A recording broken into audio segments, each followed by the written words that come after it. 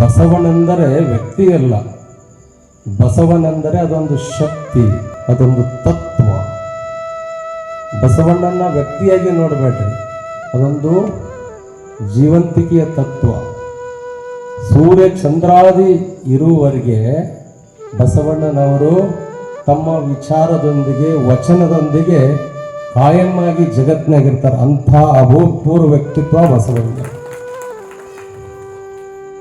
The legends ethics many think about Basaveshwara, but Basava is the first free thinker of the India. Anubhava Mantapa is the first religious parliament in the world ಅಂತ ಹೇಳ್ತಾ ಇರ್ತಾರೆ. ಪುರಾಣ ಐತಿಹ್ಯ ಏನೇ ಹೇಳಲಿ, ಬಸವಣ್ಣ ಭಾರತದ ಮೊಟ್ಟ ಮೊದಲ ಸಮಾಜೋಕ್ರಾಂತಿ ಪುರುಷ. ಬಸವಣ್ಣ ಕಟ್ಟಿದಂಥ ಅನುಭವ ಮಂಟಪ ಜಗತ್ತಿನ ಮೊಟ್ಟ ಮೊದಲ ಧಾರ್ಮಿಕ ಸಂಸತ್ ಅಂತ ಬಹಳ ಸುಂದರವಾಗಿ ಇಲ್ಲಿ ಹೇಳ್ತಾ ಇದ್ದಾರೆ.